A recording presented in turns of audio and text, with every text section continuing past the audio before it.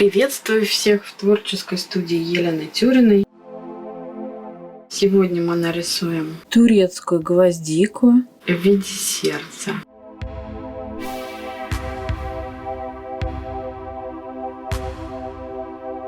Так уж повелось, что у нас в саду цветы растут в этой оригинальной форме сердца. Не только китайская гвоздика, но и другие цветы.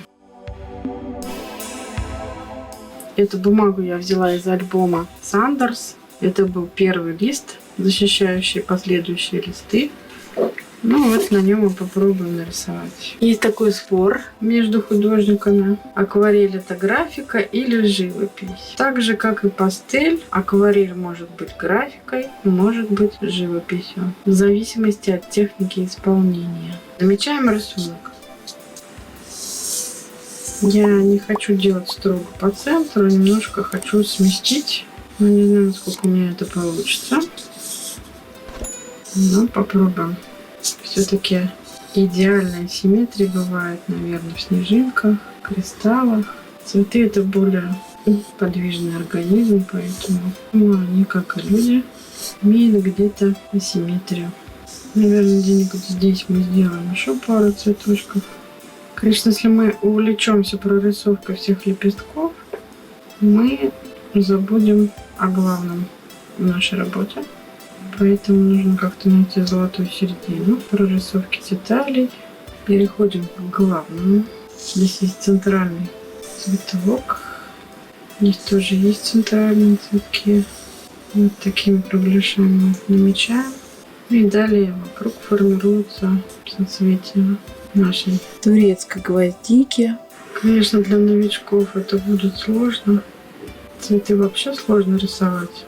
К цветам я пришла только через несколько лет, когда прошли годы после учебы. Хотелось позаниматься творчеством, и было время на это. Конечно, все в точности мы с вами не нарисуем, но хотя бы примерно мы наметим. Маскирующую жидкость я не использую. Я ее редко использую. Раньше у меня вообще не было, когда мы учились в художественном училище. Мы ее не использовали. Возможно, тогда ее даже не было в продаже в нашем городе. Почему-то меня привлекают очень сложные формы. Наверное, потому что уже когда достигаешь какого-то уровня мастерства, хочется и расти дальше. Все-таки всю жизнь мы учимся. И так сказать, что вот я всему научилась, нету такого у меня. Учусь я постоянно, но я не покупаю никакие мастер-классы. Я люблю иногда посмотреть, что есть в доступе, как рисуют другие художники. Хотя повторять, конечно, я не буду за ними. Я иду своим путем. Просто вдохновиться на что-то я по этим мастер-классам могу. Наконец-то я приобрела микрофончик, и через него могу сразу транслировать то, что я делаю. Когда пишется звук на камеру без микрофончика, то звук имеет очень много посторонних шумов, и он, конечно, немного приглушенный. И приходится очень долго со звуком работать, в специальных редакторах, чистить его, усиливать. В общем, это целая наука. Ведь это не просто вот снял фильм и сразу выложил его, нет. Несколько дней ты монтируешь, обрабатываешь звук, пишешь музыку. Так как я столкнулась с блокировкой своих видео, особенно в ВК, у меня есть сообщество ВКонтакте. Если у вас там есть аккаунт, то можете подписаться на мое сообщество под тем же названием «Творческая студия Елены Тюриной». Там я планирую в будущем выкладывать материалы платные и бесплатные. Там очень много мастер-классов бесплатных. Платными я пока не занималась, так как нужно набрать сначала определенное количество интересующихся людей, сторонников, которым это будет интересно. Но вообще, конечно, я работаю в интернете уже больше года и ничего пока еще не заработала. Если взять площадку Дзен, то за 11 месяцев работы 1800 рублей при постоянном выкладывании контента, причем разных видов этой статьи. Раньше я выкладывала статьи 2 раза в неделю. Сейчас я сбавила темпы и выкладываю только 1 раз в неделю. Ну и ролики. Есть короткие у меня, есть длинные. у кого насколько времени хватает. При нынешнем темпе жизни, конечно, кто будет долго сидеть, смотреть чей-то мастер-класс, это только интересующиеся люди будут делать. Так в основном все хотят видеть развлекательный контент. Итак, мы подходим к интересному такому лепесточку здесь. Все листочки здесь так интересно заворачиваются. Я бы, наверное, еще вот одну здесь вот изобразила каким-то образом. Вот одно соцветие, один цветочек у нас будет вот в этом месте. Может быть, вот из этого стебля у нас где-то пойдет листочек такого плана. И, возможно, где-то вот здесь вот лепесточек идет. Что я здесь очень так гигантско разошлась. Что у меня вот этот цветочек отличается, конечно, поэтому по масштабу. Здесь не раскрывшийся до конца бутончик. Такой сложный. Можно, конечно, ластик чуть-чуть использовать, но мне не хотелось. Не люблю ластики в работе, потому что они оставляют жирные пятна, и я не использую мягкий карандаш. Ну и твердый тоже вам может поцарапать бумагу. Я использую твердый мягкий. Тут не видно, тут стерлось. HB. Вообще, конечно, карандаш акварели желательно вообще не использовать. Но когда какой-то сложный рисунок, поэтому так тщательно пытаюсь прорисовать лепесточки наши, цветочков. Можно натуры особо не придерживаться, главное, чтобы понять, как вот эти лепесточки идут, где у вас темная, где светлая часть цветка. Здесь тоже у нас цветочек, и здесь вот такой интересный. Сначала верхний рисую. Немножко отхожу от натуры, потому что я же не ксерокс. Я рисую свои впечатления и могу даже количество цветочков уменьшить или увеличить. Это уже на мое усмотрение.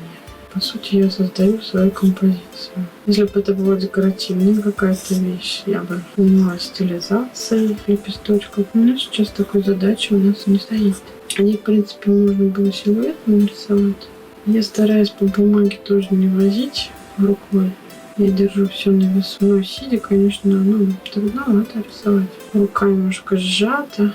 Этот цветок все-таки очень такой крупноватый получился. Может быть, давайте его немного уменьшим, а там будет другой цветочек в тени. Таким вот образом. В принципе, меня почти устраивает то, что я вижу. Тут еще будут такие мелкие лепесточки. Можно, я думаю, приступать. Вот, посмотрите, какой рисунок у нас получился. У вас может свой получиться рисуночек. Лишние линии можно подобрать клячкой. Клячка — это мягкий такой ластик. Но я обычно стараюсь не использовать, как я и говорила. Теперь мы, наверное, намучим наш лист с двух сторон. Давайте попробуем это сделать. Будет трудно, конечно, крепить лист к планшету. Планшет такой, что он втягивает воду в себя. У меня не пластик. Надо бы приобрести пластиковый планшет. Ну, я буду рисовать под определенным углом. Можно, конечно, бумагу промочить только с изнаночной стороны. Лучше иметь оператора, который тебя будет снимать разных ракурсов. Но у нас нету таких. Я сам себе режиссер. Прикрепляем лист к поверхности нашего планшета, чтобы у нас остались ровные белые незакрашенные поля.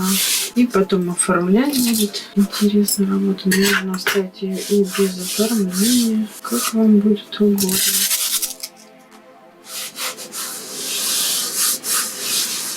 У меня краски от нескольких палитры. Санкт-Петербург и белая ночь. Давайте начнем с холодных оттенков. Возьмем голубую. Ну, чуть-чуть, наверное, ультрамаринчика какого-то синего. Но нужно понежнее, конечно, побольше воды. Ну, попробуем сейчас на вот этом цветочке. Я вам покажу. Я полностью, наверное, залью. Потом дам ему высохнуть. Потом у меня тут интересный есть неоновый розовый. Наверное, будет еще краплак. И обязательно фиолетовый. Цветки. Вот давайте попробуем на образце. Возьмем неоновый розовый. И вот где у нас светлой части, чуть-чуть так нежненько добавим. Но краска еще не совсем высохла, так что надо подождать. Зеленый у нас будет лимонным. Сейчас лимонный, желто-зеленый. Я по сухому сейчас пойду. Добавим туда голубого. И у нас так вот нежненько пошло. Ну и дальше. Почти на нет. Можно взять изумрудку, чуть-чуть фиолетового. Прорисовать тень. Зеленую через желтую. Возьмем сепию. Я еще люблю умбру добавить. И можно здесь вот капельку добавить нам. У нас здесь некая тенюшка. Ее можно, конечно, и после добавить. Опять сепи добавляем, опять берем нашу зеленую. Зеленую, конечно, стараются колористы использовать. Но я люблю зеленую. Хотя вот здесь вот можно было, конечно, немного смягчить. Наш цветочек еще до конца не высох. Давайте, пока он сохнет, проработаем вот этот цветочек, который здесь тоже внизу. Для этого мы взяли неоново-розовую и голубую. У нас получился такой интересный оттенок. Такой какой-то лиловый. Но пока со светом работаем. И очень так нежненько заливаем целое пятно. Здесь мы могли точно так же поступить. Вот этот цветочек я пока не трогаю, потому что он сейчас у нас сольется. Можно приступить вот к формированию нашего основного. Тоже можно очень нежненько поступить. Начинаем постепенно заливать. Есть еще красный хинкальдон. Его где-то можно добавить, она будет сделать потеплее. Я стараюсь сделать интересные такие сразу цветовые сочетания. Но тон я пока не буду добавлять. Постоянно комментировать очень сложно, когда ты рисуешь, увлечен очень сильно. Поэтому многие художники просто, как и я, так оранжевый делают. Просто показывают красный. Красный там тоже есть, я боюсь испортить немного, но иногда в акварель, когда переборщишь, используют некоторые гуашь. Красный хинкальдон, розовый неоновый и голубая. Любите ли вы петь? Я очень люблю. Иногда, когда рисую, я иногда слушаю какие-то аудиокниги, в основном фантастику. Может, сделаем свою ботаническую иллюстрацию без фона. Посмотрим потом. У меня пока цели такой нет. С фоном или без фона. Видите, я сделала потеплее оттенок. Ну и белые промежутки я тоже оставляю. Я люблю еще умбру очень сильно. Когда я хочу сделать какой-то теплый темный оттенок, я беру умбру. Видите, пока тут не высохло, я не могу трогать. Похоже у нас надолго. Берем голубую, делаем свет на листочке. Сразу можно и этот точек прописать, теплого добавить. Очень быстро почему-то сохнет лист, потому что я его смочу только с одной стороны. Желтый, желтый. Цвет может быть и теплым, холодным. Конечно, масса рефлексов попадает на лист, но очень быстро просто сохнет. У нас бумага. Так, добавим умбру и сделаем здесь потеплее тень по листочку, который у нас на дальнем плане. Мы добавим еще немного желтого. Здесь он тоже присутствует в наших листочках. Ну и, пожалуй, пока оставим вот это вот. Конечно, можно будет тут еще поработать здесь немножечко. Но, похоже, бумага сразу засыхает и не позволяет дальше работать. Можно, конечно, предварительно здесь смачивать, чтобы краска растекалась. Вода у меня немного загрязнилась, поэтому я, наверное, сейчас теневую часть поработаю быстренько. И надо будет воду поменять. Где-то я даже красный добавлю для нашего пылкого сердца. Что интересно, я не прописываю. Возможно, я его даже и не оставлю, не прописываю. Но это мы потом посмотрим, что дальше у нас будет получаться. Хотя начинала я работу со света, а теперь вот занялась тенью. Вообще интересно, конечно, как можно тенью вылепить форму, только тенью. Ну, вот у этих цветочков тоже у нас тут есть немножечко. Она такая даже очень интересненькая. Человек все время учится. Конечно же, все мы учимся понемногу. Даже бы не устать вот нам с этим цветочком, потому что все-таки этот цветок главный у нас. И здесь немного нужно постараться сделать что-то такое интересненькое. Здесь вот разнообразнее. Ну и переходим вот к этому. Здесь оно немного такое больше лиловое. Такое синее такое. Забываю, конечно, я, друзья, что мне нужно комментировать что-то. Ну уж так уж в следующий раз, наверное, получится лучше. Мне здесь как-то скучно у нас получилось. Но краска сразу же высыхает. Вот мы ее кладем, она сразу же у нас сохнет. Вот этот новый цветочек. Интересно, как-то это. Так, вернемся к нашей темнушечке здесь. Здесь чуть-чуть тоже присутствует. Из-за того, что у нас угол планшета, вот у нас немного краска стекает. И образуются такие лужицы. Здесь немного размок. Вот поменяли мы водичку. И сейчас начнем опять цвет прописывать с ультрамаринчиком. Эта краска всегда очень красивая. Наш бутончик. Вот здесь не раскрывшийся. Мы его просто зальем, а потом уже будем формировать листочки. Здесь больше фиолетового. Здесь вот, наверное, добавим немного сепии.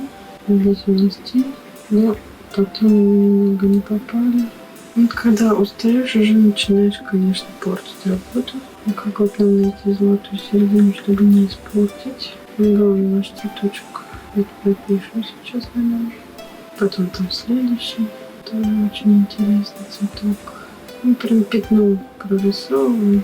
Потому что нам никогда за короткое время не попасть точно. То мы уже не копируем на то. Ну, просто что-то берем у нее и учимся. Ультрамаринчика добавим здесь вот. Также ультрамарин у нас может быть вот здесь появится. Немножко добавляем неоновый оранжевый. Продолжаем выплетать. Заливаем оставшиеся цветочки этим цветом. Можно добавить потеплее оттеночек. Это наша красная хинокридон. И опять неоновая розовая с ультрамаринчиком. Очень красивый цвет получается. Где-то он еще присутствует у нас тут. Видите, у нас остаются белые промежутки бумаги. Ну, это очень даже интересно смотрится. Здесь немножко потекло. Подождем просто высыхания. Ну, всегда можно что-то затереть, растереть. Ну, что-то как-то очень простенько здесь идет вот этот вот контур. Мне нравится. Немножко мы размоем. Очень интересные бутоны. Но они такие на свету прям ярко-оранжевые отличаются. Нужно добавить еще где-то. Думаю, не стоит злоупотреблять. Здесь у нас присутствуют такие лепесточки. Наверное, они помогают цветку распространять свои семена. И вот мы их сейчас пытаемся показать. Там где-то даже теплый цвет присутствует. Где-то мы просто яркие мазочки поставили. Я использую те же самые оттенки, просто по тону смотрим, где прибавить на тон, где оставить. Наконец-то вот до этого бутончика мы добрались, про который я вам говорила. И попробуем